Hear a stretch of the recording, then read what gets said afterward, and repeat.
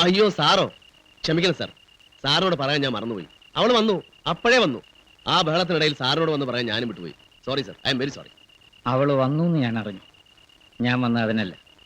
എനിക്ക് മാധവൻ കുട്ടിയോട് ഒരു കാര്യം സംസാരിക്കാനുണ്ട്. എന്താണ് സാർ? അകത്തേക്ക് വേണ്ട, നമുക്ക് പുറത്തെവിടെങ്കിലും പോയി സംസാരിക്കാം. ഓ അതിനെന്താ, സത്യമല്ല, നീ വാതിലടച്ചെടുത്തു. എന്താ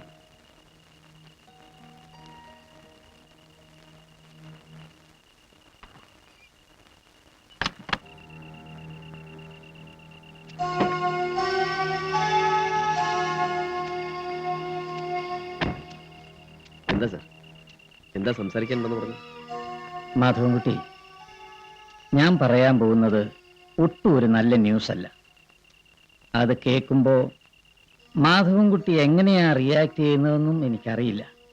പക്ഷേ ഞാനത് പറഞ്ഞേ പറ്റൂ. ഇന്ന് ക്ലാസ് കഴിഞ്ഞ് എൻ്റെ വീട്ടിൽ നിന്ന് സീത അല്പം നേരത്തെയാ പോയതെന്ന് മാധവൻകുട്ടിക്ക് അറിയാമല്ലോ. അവളെയും കൂട്ടുകാരികളെയും ഞാൻ തന്നെയാ നേരത്തെ പറഞ്ഞയച്ചത്. ഞാൻ അങ്ങനെയാ. വല്ലാത്ത ക്ഷീണം തോന്നുമ്പോഴും മദ്യപിക്കണമെന്ന് തോന്നുമ്പോഴും ഒക്കെ കുട്ടികളെ നേരത്തെ പറഞ്ഞയച്ച് ഞാൻ എൻ്റെ കൊച്ചു കൊച്ചു ദുശീലങ്ങളുമായി അങ്ങനെ തനിയെ ഇരിക്കും.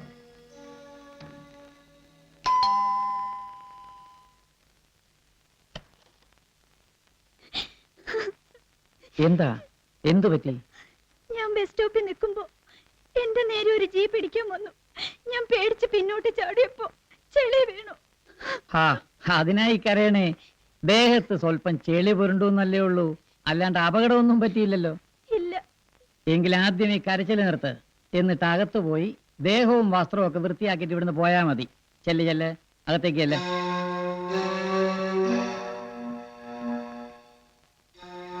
അതുവരെ ഒരു കളങ്കവും ഇല്ലായിരുന്നു എൻ്റെ മനസ്സിൽ.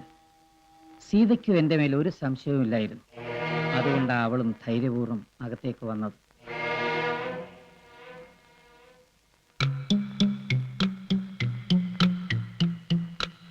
എന്നിട്ടും ഒരു നിമിഷത്തിൽ നശിച്ച ആ നിമിഷത്തിൽ എൻ്റെ മനസ്സിന്റെ നിയന്ത്രണം എനിക്ക് വിട്ടുപോയി.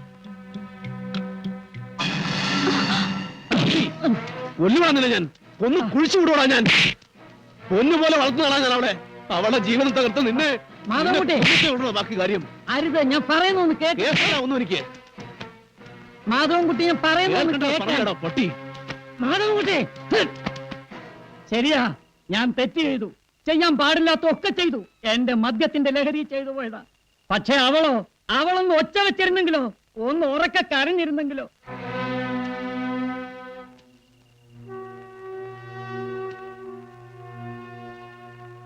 അവളൊന്ന് ഒച്ച വെച്ചിരുന്നെങ്കിലോ, ഒന്ന് ഉറക്കെ കരഞ്ഞിരുന്നെങ്കിൽ ഞാൻ ഉണർന്നേനെ. ആ നിമിഷം ഞാൻ ഉണർന്നേനെ മാധവൻകുട്ടി, ഞാൻ ഉണർന്നേനെ.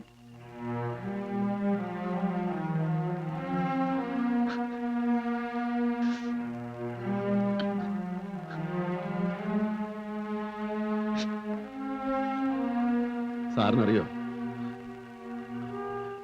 നാടൊട്ടുക്ക് തിരഞ്ഞിടുന്ന ഞാൻ അവൾക്ക് വേണ്ടി കണ്ടെത്തിയ പയ്യനും അവന്റെ അച്ഛനും അമ്മയൊക്കെ നാളെ കഴിഞ്ഞ് അവളെ കാണാൻ വരിക.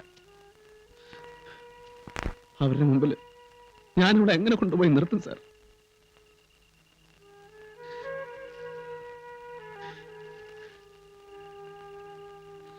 പറ, ഞാൻ എന്ത് ചെയ്യണം? അവളെ ഞാൻ എന്താ ചെയ്യേണ്ടത്? സാറ് തന്നെ പറ.